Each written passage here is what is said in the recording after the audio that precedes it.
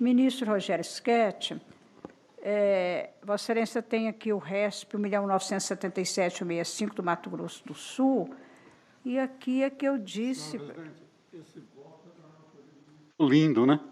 Sim, é do ministro Olindo, mas o ministro Rogério está trazendo o voto vista neste processo. E foi aqui que eu vi uma questão de ordem para... Aqui de Vossa Excelência. Não, senhora presidente, eu conferi agora aqui. Conferiu, Excelência? E, efetivamente, há uma questão de ordem, que eu não sei Sim. como foi apresentada aqui, mas não por mim, pelo ministro, então, ministro Olindo, né? Em agosto de 2022, eu creio que nós não a apreciamos. Mas a data dela aqui, ministro, ela está com 12 de maio de 2023, questão de ordem trazida por Vossa Excelência. Não, 2 de maio de 2023 é o meu voto vista.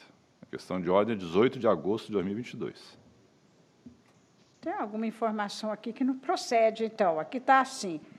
Olindo Menezes, 19 de maio de 2022, relatório e voto. Rogério Schetti, 8 de maio de 2023, voto vista. E Rogério Schetti, 12 de maio de 2023, questão de ordem. Excelência. Aonde que Vossa Excelência está vendo isso? Porque... Eu estou vendo aqui nos documentos disponibilizados. A questão de ordem do Olindo era para afetar a sessão, né? Afetar. Estou vendo aqui. Mas houve, então, a inversão aqui de data, que está com 12 de maio de 2023. Não, aqui no meu sistema, 2 de maio de 2023, é o voto vista que eu coloquei no sistema que nós iríamos julgar na sessão de 2 de maio. E a questão de ordem consta como se fosse do ministro Rogério. Exatamente, está aqui questão de ordem, ministro. O meu está aqui, inclusive, o pessoal da informática está conferindo e está diferente. Mas, enfim, não fui eu que suscitei essa questão de ordem. Pois é, por isso que eu achei estranho, porque foi hoje que eu deparei com essa questão de ordem aqui também, que seria de Vossa Excelência, que nos documentos disponibilizados... Aqui, inclusive, eu estou abrindo aqui a questão de ordem, está aqui, recurso especial 977-165. Tendo em vista que este julgado propõe a distinção da conclusão alcançada no RESP 1.480.881, submetido ao ritos repetitivos, cujo entendimento também encontra-se sumulado no enunciado número 593 desta Corte Superior, reputo ser devida a remessa destes autos à terceira sessão. À vista do exposto, propõe o encaminhamento deste feito ao referido órgão julgador competente pelas razões mencionadas para o prosseguimento do debate e julgamento de recurso. Não tem assim, isso não é de minha autoria, não. Aí está sendo e aqui consta no dia 18 de agosto. Às 16h43 de 12 de maio de 2023, questão de ordem. Vejam que aqui na minuta, as decisões anteriores, o que consta é 24 de maio de 2022, foi adiado, depois 7 de junho de 2022, né? Em que se pediu vista antecipada. Pode haver do sistema, sim. E 9 de maio, que foi adiado já quando eu trouxe a primeira vez o voto vista. Isso aqui, porque eu até disse para Vossa Excelência que havia uma questão de ordem. Pois então algum fantasma que está. Vossa Excelência, então, vai proferir o voto neste momento? Sim, até porque não tem nem como afetar para a sessão, porque o relator já não julga mais. Né? Exatamente. Não teria como. Nós repetimos o julgamento sem o relator. Vossa Excelência, então, tem a palavra para o seu voto vista. Pois então, senhora presidente, nesse caso, eu até peço desculpas pelo longo período que permaneci com os autos, e realmente foi uma situação que me levou a muitas reflexões, e confesso que é um tema muito sensível, né? Todos nós bem sabemos, porque, em última análise, o que o voto do eminente relator propôs foi se fazer uma distinção em relação ao nosso precedente, que vem do julgamento da sessão em recurso repetitivo, né? No recurso especial 1.480.881, julgado em 2015, portanto, já há 7 anos. Praticamente há quase 8 anos, né? Foi julgado em agosto de 2015, vai completar 8 anos. E a minha preocupação é que, com o voto proposto pelo eminente relator, ainda que com razões de cunho humanitário, nós estejamos abrindo um precedente muito, muito perigoso, um virtual retorno à jurisprudência anterior ao repetitivo, época em que se deixava ao critério de cada juiz avaliar se seria o caso de punir ou não o autor de um estupro de vulnerável, nas situações que geralmente giravam em torno de um suposto consentimento da vítima, de uma experiência sexual anterior, e isso tudo foi rechaçado expressamente no recurso especial 1.480/881, dando, inclusive, origem, inicialmente, a uma súmula, né, e posteriormente, à edição de lei, que praticamente reproduziu o teor da súmula, né?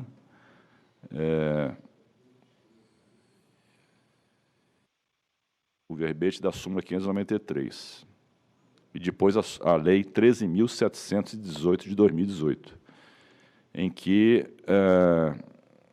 se disse expressamente que as penas previstas no artigo 217-A aplicam-se independentemente do consentimento da vítima ou do fato de ela ter mantido relações sexuais anteriormente ao crime.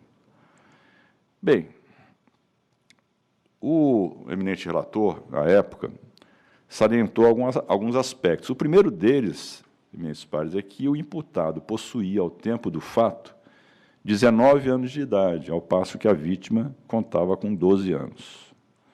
E também salientou que, desta relação, houve o nascimento de uma criança que foi, inclusive, registrada pelo acusado, e que a vítima não teria interesse em prosseguir com a ação penal, porque, enfim, o pai havia assumido a paternidade e chegaram, inclusive, a conviver por algum período. Eu não sei como está a situação hoje. Eu pondero já de início, primeiro, que o caso é factualmente diferente do precedente qualificado pela diferença etária, né? Mas essa diferença etária não altera, a meu sentir, a ratio decidente dos julgados que levaram este STJ a editar a súmula 593. Segundo, que a diferença de idade entre autor e vítima do estupro é efetivamente menor no presente caso, mas isso também não autoriza a desconstituição de um crime que, para aperfeiçoar-se, exige apenas a imputabilidade do agente e a vulnerabilidade da vítima, sob pena de criarmos um critério não abrigado em lei, sempre sujeito a avaliações subjetivas do julgador. E vou voltar a isso mais adiante. E quanto à circunstância de que houve o nascimento de um filho do casal, parece-me que tal fato torna ainda mais gravosa a conduta do agente, porquanto precocemente impõe a maternidade à vítima, cuja idade implica riscos à sua saúde física e mental, bem como subtrai-lhe a vivência da adolescência como tal, e lhe adjudica tarefas e responsabilidades de uma pessoa adulta, sem ter ainda, para tanto, o necessário amadurecimento de sua constituição física e psíquica. E vejam que, não por outro motivo, o legislador penal estabeleceu uma causa de aumento de pena para o delito de estupro de vulnerável quando da ação delitiva resultar a gravidez da vítima. Então, assim, o que o legislador entendeu mais gravoso, nós estamos aqui, aparentemente, né, de acordo com esse entendimento inicial, minimizando os efeitos de uma ação criminosa, que é manter relações sexuais com uma adolescente, menor de 14 anos. E também é preciso dizer que não há vontade válida da vítima em tais casos, quer para consentir livremente, quer para, posteriormente, decidir se o réu deve ou não ser processado. A lei é clara. As penas aplicam-se independentemente do consentimento da vítima ou do fato de ter ela mantido relações anteriores com o réu. Eu, a seguir, aqui no item 4 do voto, faço uma transcrição dos principais trechos do precedente qualificado a que me referi, né, que é o RESP 1.480.881, salientando que esse tipo de comportamento é tipicamente patriarcal no Brasil. Quer dizer, durante toda a nossa história, nós vimos e ainda estamos vendo, uma prática reiterada de relações sexuais entre adultos e crianças, e até adolescentes, muitas vezes amparadas pela família da vítima e pela sociedade, que não reprova quando há um consenso ou uma aceitação familiar ou social. Isso é um desvio, né, de nossa cultura e uma permanência de práticas coloniais e imperiais que precisa ser cessada. E é isso que está por trás de todo esse debate, né? É anacrônico, portanto, qualquer discurso que procure associar a modernidade, a evolução moral dos costumes sociais e o acesso à informação como fatores que se contrapõem à natural tendência civilizatória de proteger certos grupos de pessoas, física, biológica, social ou psiquicamente fragilizadas. A sobrevivência de tal doxa, despida de qualquer lastro científico, acaba por desproteger e expor pessoas ainda imaturas, em menor ou maior grau, não importa, a todo e qualquer tipo de iniciação sexual precoce, com cicatrizes físicas e psíquicas que jamais poderão ser dimensionadas. Não, a modernidade, a evolução dos costumes e o maior acesso à informação são aliados e não inimigos de uma necessária e crescente proteção a crianças e adolescentes. Tratei também naquele voto sobre o princípio da adequação social, que costuma ser invocado. Me recordo que, na época, eu já recebi até uma abaixo-assinada de moradores da cidade do acusado, dizendo que ele era uma boa pessoa, etc., e pedindo para não puni-lo. Eu traço aqui no item 5 um quadro amparado em dados publicados por organizações oficiais e por pesquisadores universitários sobre o enorme quantitativo de pessoas no Brasil, de crianças e adolescentes, com gravidez precoce, né? E com riscos, inclusive, de mortalidade aumentada, de eclâmpsia, diabetes gestacional, hipertensão, anemia, infecções urinárias, infecções sexualmente transmissíveis e também maior risco de malformações e desnutrição fetal nos casos em que a mãe também sofre de algumas deficiências. Traço aqui trago, enfim, dados como, por exemplo,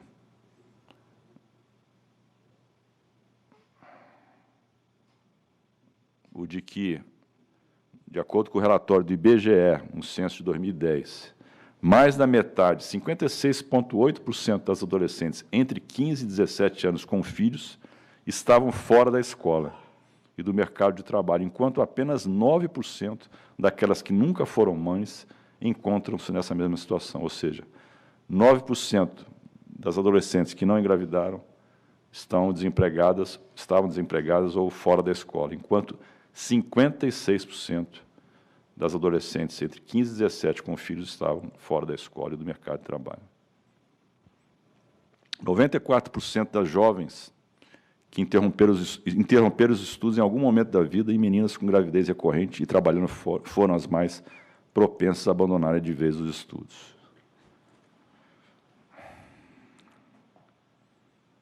Eu estou aqui passando o voto, que ele é muito extenso, e vou deixar, evidentemente, aqui registrado, mas eu me julgo na obrigação de, pelo menos, trazer esses dados que eu acho mais importantes de serem submetidos ao debate. Eu também concluo no item 6 do voto, que responde pelo crime de estupro de vulnerável quem mantém relação sexual ou outro ato libidinoso com menor de 14 anos,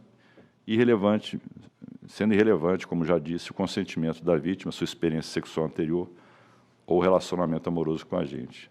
Digo que a vulnerabilidade da vítima, por sua idade, não é sujeita à avaliação judicial e não pode ser relativizada com argumentos que tornem irrito o comando legal e a proteção que merecem todas as crianças e adolescentes com idade inferior a 14 anos. Digo também que a diferença de 6 anos entre a idade do autor do ato e a da vítima não exclui a tipicidade e a antijuridicidade da conduta. Digo que a gravidez da vítima em decorrência do conúbio sexual e o nascimento de uma filha dessa relação não diminui a responsabilidade penal. Ao contrário, por força de lei, incrementa a reprovabilidade da ação, atraindo mesmo uma causa de aumento de pena. A circunstância favorável de o réu haver reconhecido o filho à vida da relação, bem como a circunstância de ter morado com a vítima, não excluem de per se a punibilidade da conduta, como quarta condicionante da estrutura quadripartita do crime. ainda que excepcionalmente possa levar a tal resultado, desde que comprovado judicialmente, de modo incontroverso, que houve construção da família e que ela se mantém. Isso de acordo com uma jurisprudência com a qual eu tenho certa reserva. E aqui eu menciono julgados da 5ª turma que têm caminhado nessa direção, né? Só que, e isso eu gostaria de ressaltar, nós não estamos numa situação fática similar a esses julgados da 5ª turma. Por quê?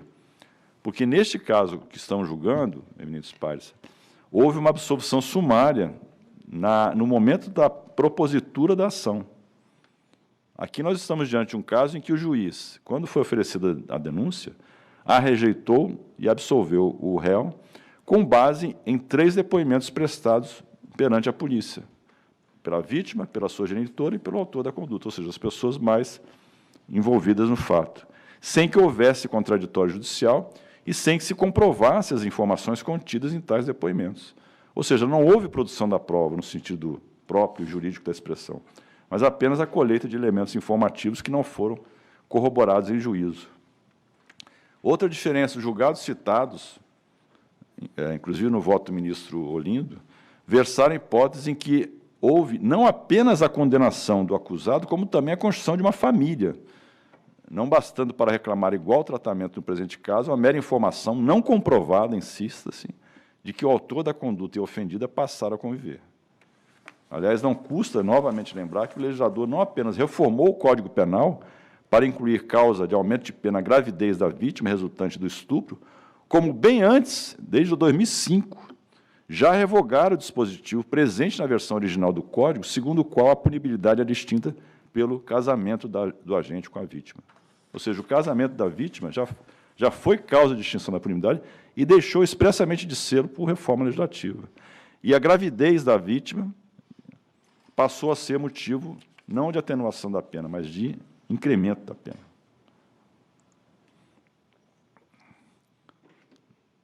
O que se viu nos autos foi dar como provado algo que ainda é uma hipótese, mesmo que plausível, extraída de 3 depoimentos prestados de forma inquisitorial.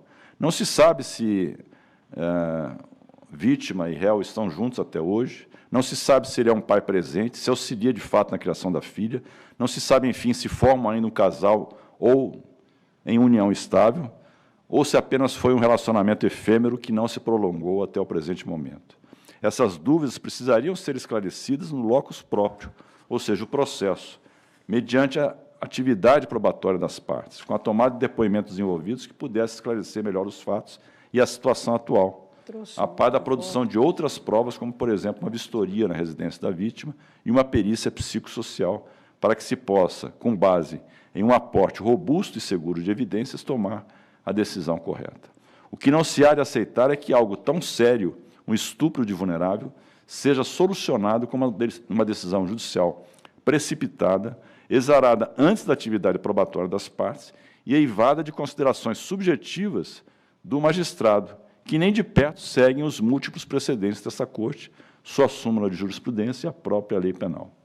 O caso retrata um voluntarismo judicial, incompatível com o processo penal no qual a opinião ou os vieses cognitivos de um juiz não se sobrepõe a normas e à jurisprudência dessa Corte, a quem a Constituição da República otorgou a competência para dar a correta interpretação ao texto legal e dele extrair-se a norma do caso concreto.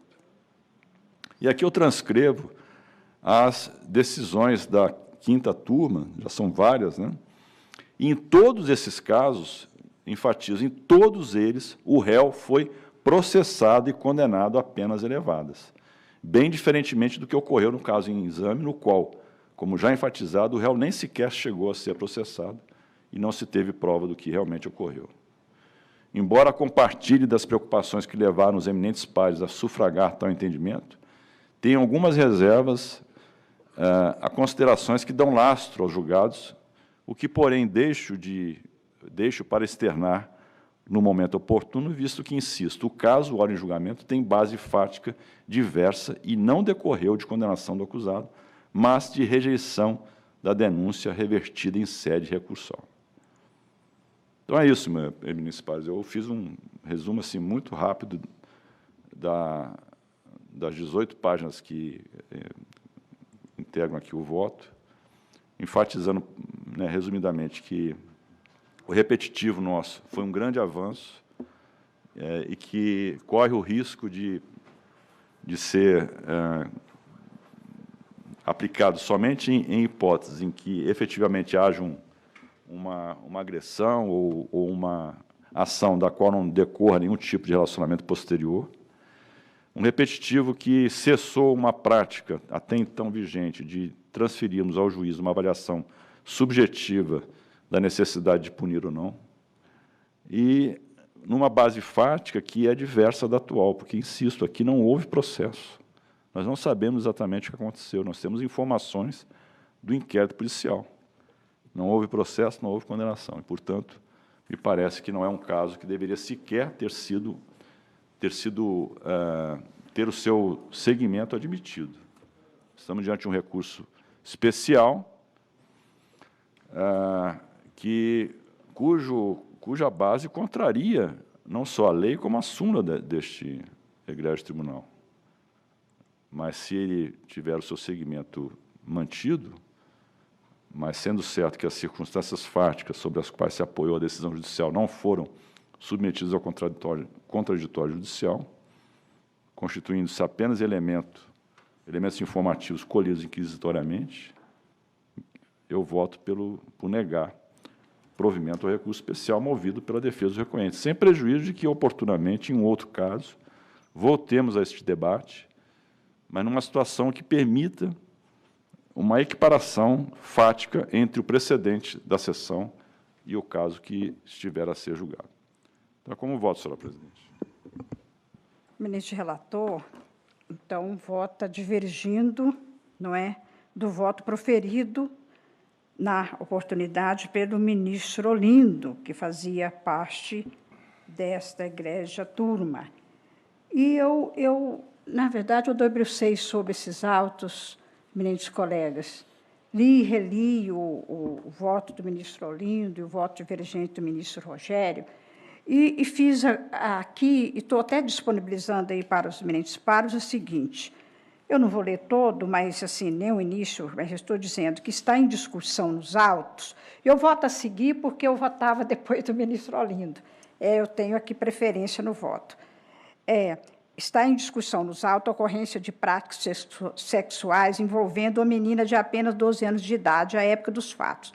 Diante dessa situação, que, em um juízo indiciário, exige elevada atenção estatal, entendo que o encerramento prematuro da ação penal, como pretende a defesa, não pode ser acolhido por 3 razões. Primeiro, o grau reforçado de proteção judicial que deve ser conferido à vítima quando se apuram possíveis crimes sexuais contra crianças e adolescentes. Segundo, a impossibilidade de se inverter o ônus da prova contra o Estado no momento do recebimento da denúncia por suposto crime de estupro de vulnerável, tendo em vista a presunção legal e jurisprudencial da incapacidade para consentir. E, terceiro, os riscos de banalização do excepcionalismo de extinção realizado por essa Corte Superior no julgamento do agravo regimental no resto 1919-722 de São Paulo.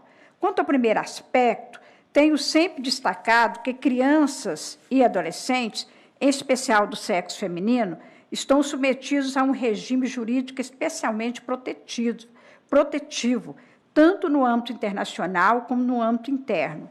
Por essa razão, as normas penais que tutelam a dignidade sexual de crianças e adolescentes devem ser interpretadas à luz das obrigações internacionais assumidas pelo Brasil quanto à proteção da pessoa humana em desenvolvimento e das disposições constitucionais que impõem o paradigma da proteção integral.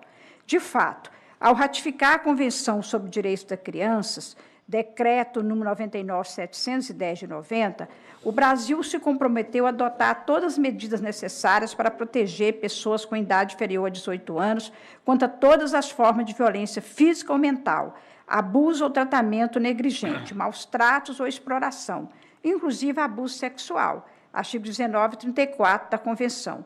Este compromisso internacional está em consonância com a norma constitucional que confere absoluta prioridade à proteção dos direitos da criança e do adolescente, determinando que a lei deve punir severamente o abuso, a violência e a exploração sexual contra elas. Isso está no artigo 227, caput, parágrafo 4º da Constituição Federal.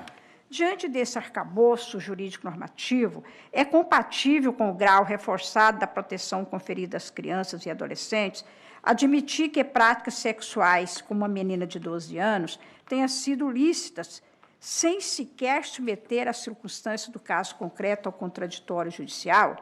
A resposta, em meu juízo, só pode ser negativa. O que se tem nos autos, por ora, é uma narrativa formada em processo administrativo de natureza inquisitiva, sem atuação direta do Ministério Público, a quem compete constitucionalmente a guarda dos direitos individuais indisponíveis. Assim, impedir que o titular da ação penal promova a persecução criminal para esclarecer as circunstâncias fáticas específicas do caso, especialmente diante dos indícios de prática sexual com quem a lei presume não possuir capacidade para consentir, viola o dever de elevada diligência que se deve observar em crimes deste jaez, bem como cria um obstáculo injustificável ao exercício das atribuições institucionais do Ministério Público, violando o artigo 5º, inciso 3º, a linha E da Lei Complementar 75/93 e os artigos 127 e 129, inciso 1, da Constituição Federal de 88. Em segundo lugar, a jurisprudência dessa Corte é uníssima no sentido de que, aspas, em juízo de prelibação acusatório, reputa-se indevida a prematura rejeição da denúncia quando presente indício de autoria e de materialidade delitiva. Eu estou lendo, isso é um voto meu, que foi proferido no agravo regimental no Aresp, 1.464.941 de Goiás, e de que fui relator em 2019. No caso, os indícios de prática sexual com pessoa menor de 14 anos são robustos. Quanto à tipicidade material, presume-se típica qualquer prática com menor de 14 anos. Nesse sentido, milita um julgamento. Eu faço a referência do recurso repetitivo, aqui citado pelo ministro Rogério, 1480-81 do Piauí, e a súmula 593 do STJ, e a atual redação do artigo 217-A, parágrafo 5º do Código Penal, e que eu cito aqui no meu voto, que estou dispensando a leitura. Essa nova redação foi trazida pela Lei 3.718 de 2018. Eu dispenso a leitura. Todos conhecem o texto da lei. Como se vê, há robusta presunção legal e jurisprudencial de que a pessoa menor de 14 anos não possui capacidade para consentir na prática de atos sexuais. Assim, embora essa Corte tenha excepcionalmente admitido a mitigação dessa presunção, é certo que isso somente é possível ao final da persecução penal, após o pleno exercício do contraditório.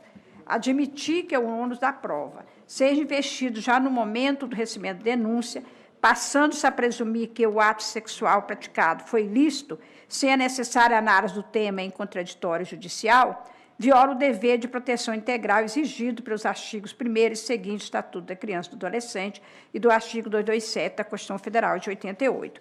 Por fim, o terceiro aspecto que acredito merece ser destaque diz respeito ao perigo que é a relativização da jurisprudência dessa Corte em matéria de crimes sexuais contra crianças e adolescentes representa em um país profundamente marcado pela exploração sexual infantil e pela desigualdade social como o nosso.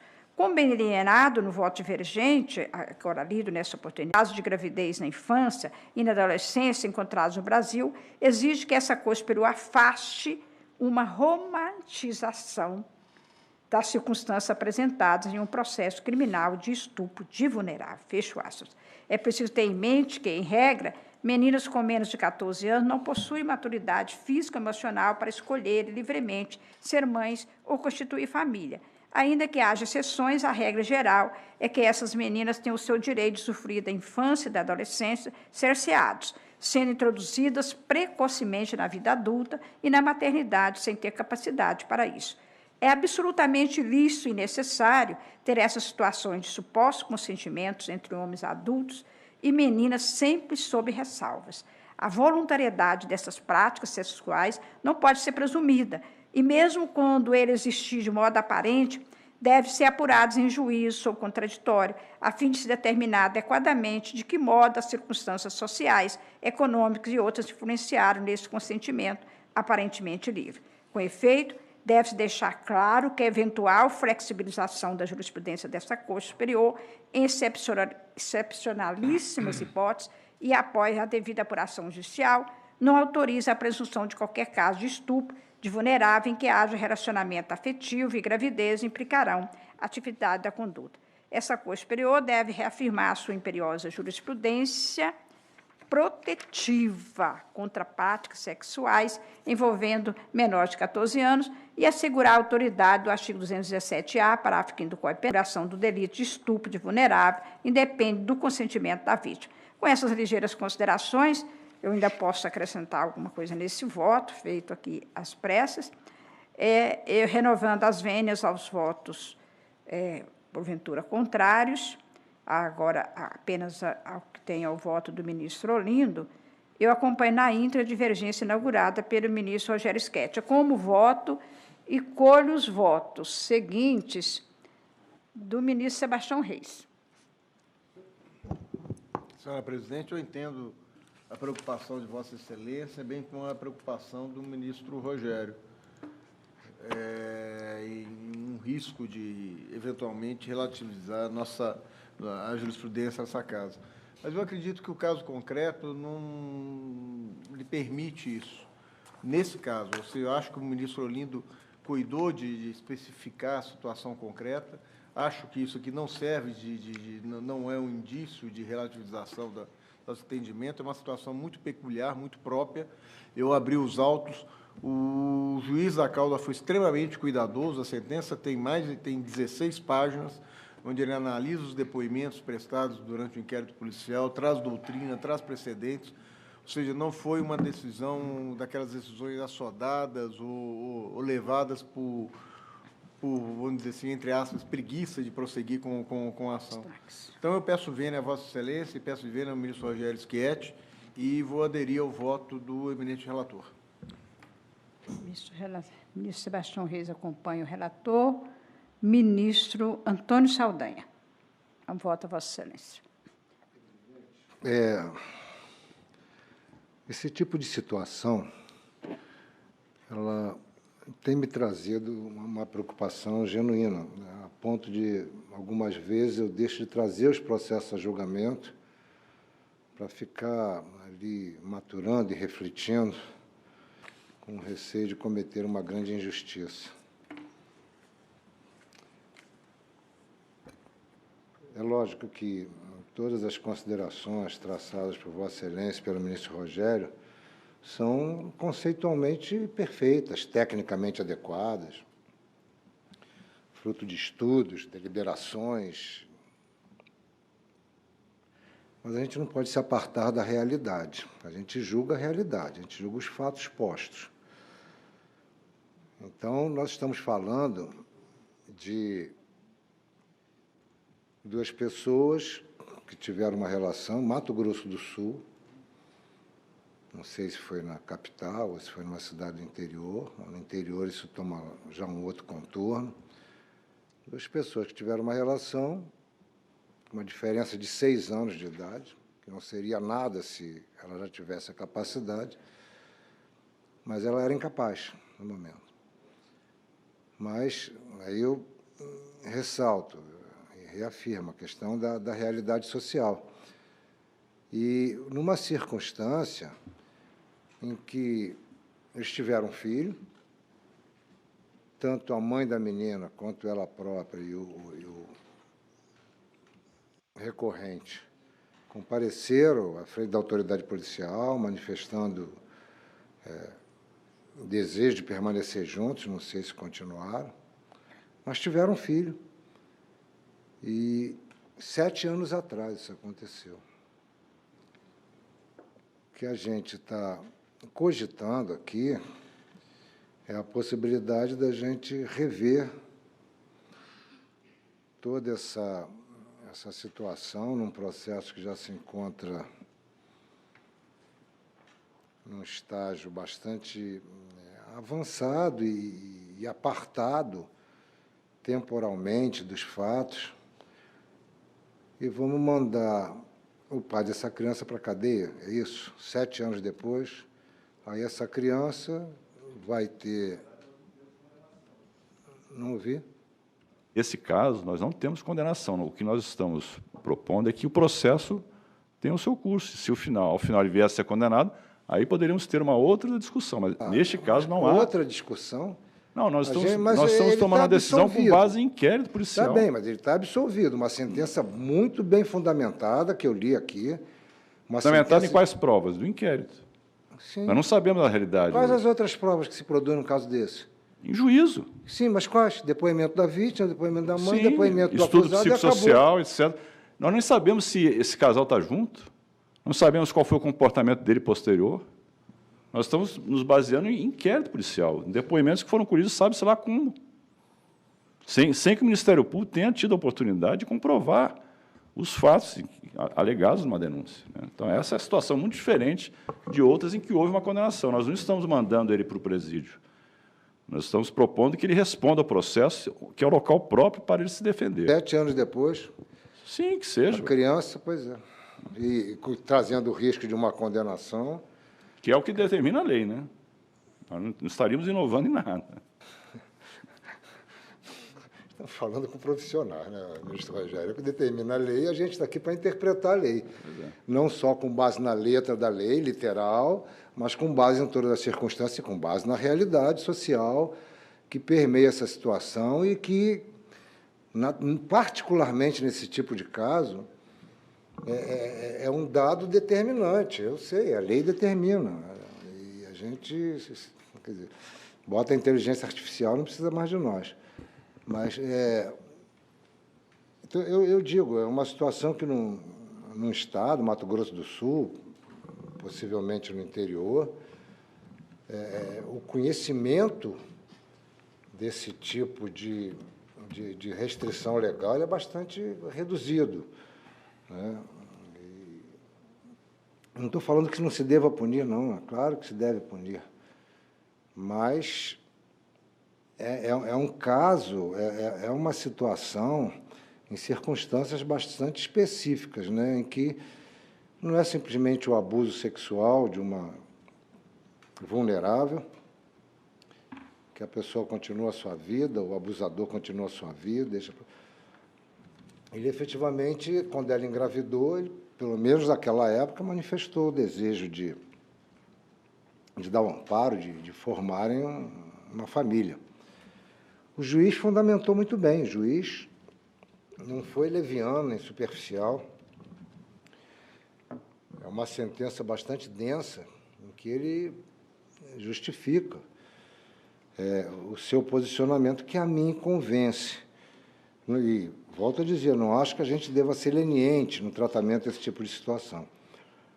Mas, nas circunstâncias em que isso aconteceu, eu não vejo como retomar o curso de um processo e com a possibilidade concreta de uma condenação, o juiz já mudou, até pelo posicionamento do tribunal, eu não vejo que isso será saudável para a vítima, ou será uma punição maior para a vítima. É mais um ônus, mais um drama na sua vida. O pai do filho passou a ser um condenado. Me permite só, ministro Salem? Claro por que favor. sim. Só para contextualizar essa questão de que o juiz tomou a decisão com argumentos sólidos, né?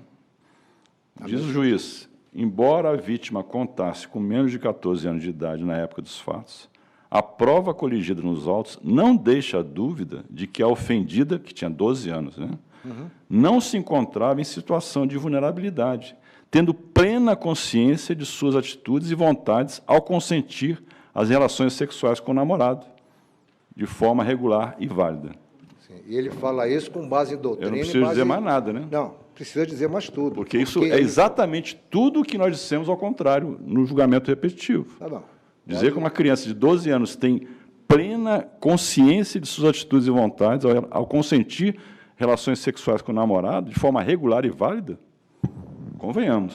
Convenhamos, sim. E o juiz não fala isso de uma forma isolada, nem a opinião dele, não. Ele cita a doutrina. Ele cita entendimentos aí de técnicos. A realidade social, e eu vejo isso em comunidades do Rio de Janeiro, não é em Mato Grosso do Sul, não. É uma realidade eu sei que é absolutamente abominável, mas é uma realidade, é um fato que consta do dia a dia das pessoas. Crianças de 12, 13 anos, com uma disponibilidade e uma sexualização indevida. Sim, e nós vamos conectar essa realidade? Não, só que você não corrige isso com cadeia somente. É educação, é um trabalho, sabe, de amadurecimento social, é um trabalho de conscientização e, basicamente, é educação. Você não vai pegar um sujeito desse e botar na cadeia. Estou falando do caso isolado, não estou falando em abstrato, não. Mas o caso isolado pode trazer uma errada compreensão de que isso possa ser permitido. Eu acho que a gente viu num caso antecedente aí, exatamente que a gente tem que, no caso das quebras de sigilo, que a gente tem que delimitar muito bem, distinguish. E a quinta turma tem feito isso com mais frequência que nós. Mas eu não vejo como uma condenação, uma possível condenação, nesse caso, possa melhorar a situação da vítima, do filho, e muito menos, claro, do acusado. Como que vai melhorar? Não pode, só pode piorar. Então, eu peço todas as vendas. De condenação. Não ouvi? Se nós formos pensar assim, vai ser difícil nós cumprirmos a lei e condenarmos pessoas que praticam crimes graves, porque anos depois não há mais, digamos assim, um sentido na pena. Não é isso não, ministro Rogério. Nós estamos falando de... Nós, quando condenamos um traficante ou um autor de um homicídio, de uma violência doméstica contra a esposa, mesmo que ela se tenha reconciliado com ele, nós estamos cumprindo a lei, né? Nós não estamos simplesmente dizendo que eles se reconciliaram, não há mais sentido na pena e vamos, então, apagar o passado. Mas aí não houve reconciliação, aí não houve conflito de interesse entre os dois, vítima e acusado, que normalmente ocorre. Se nós admitirmos que ela é vulnerável, sim, tudo bem. Pois Mas só que tem um filho. E esse filho hoje tem um pai. Que a lei diz que é mais grave a conduta quando tem filho. Né?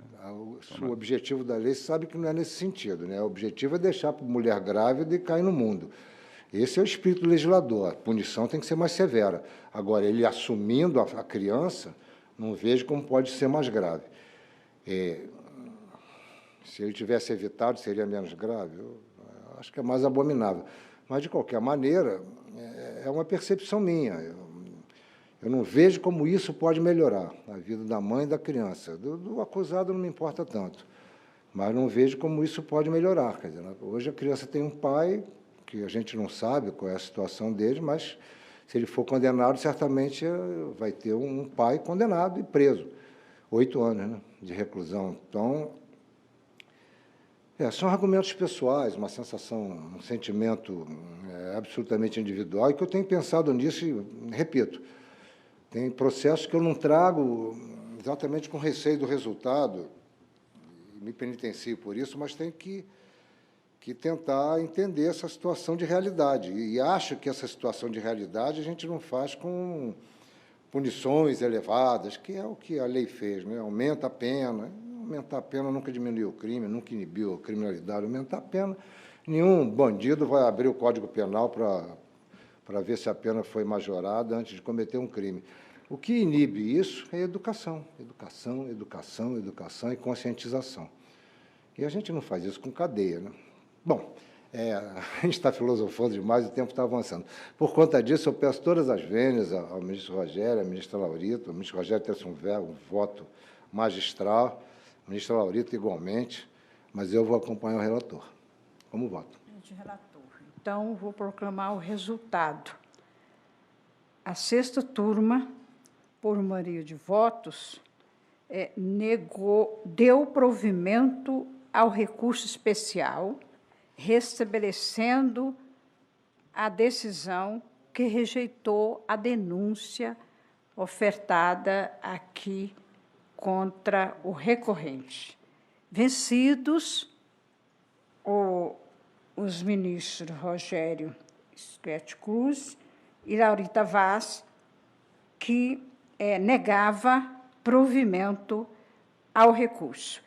Agora, com a saída do ministro Olindo Menezes, né, que inclusive já está aposentado, não é? Ele, além de ter já não fazer parte mais, trabalhando nesta sexta turma, me honrou esse tribunal aqui com um trabalho árduo aqui nesta sexta turma, ele já está aposentado.